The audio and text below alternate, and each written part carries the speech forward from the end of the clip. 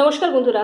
উপোসের দিনে আমরা অনেকেই ভেবে থাকি কি বানাবো আর কি বানাবো না, তো তার জন্য আজকের এই রেসিপিটা খুব কম তেল মশলায় আলু, আর এর মধ্যে আমি কড়াইতে দিয়ে দিয়েছি তেল, আর এইটা কিন্তু মৌরি খুব সুন্দর করে ভেজে নিয়েছি। আর এখানে আমি আলু সেদ্ধ করে ছোট ছোট করে কেটে নিয়েছি। আপনি চাইলে কাঁচা আলু দিয়ে করতে পারেন। আলুটাকে এবার আমি তেলে একটু নেড়ে নিচ্ছি।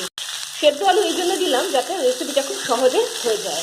আপনারা চাইলে কাঁচা আলু দিয়ে ভেজেও এই রেসিপিটা বানাতে পারেন। আপনারা দেখছেন ভিলেজ কিচেন উইথ মৌমিতা। যারা আমার চ্যানেলে নতুন, চ্যানেল সাবস্ক্রাইব করে নিন সুন্দর সুন্দর ভিডিওগুলো দেখার জন্য, আর কমেন্ট করুন ভিডিওগুলো কেমন লাগছে। উপোসের রেসিপি বানাচ্ছি, তাই নিয়ে নিয়েছি হাতে সন্দক নুন এইটা দিয়ে ভালো করে নেড়ে দিচ্ছি। আর এদিকে দেখুন কেটে রেখেছি ছোট ছোট ক্যাপসিকাম, সেইটা এর মধ্যে দিয়ে দেবো। ক্যাপসিকামটা দিয়ে দিলাম।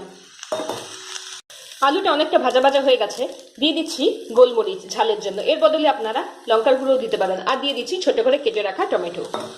রেডি উপোসের দিনের রেসিপি।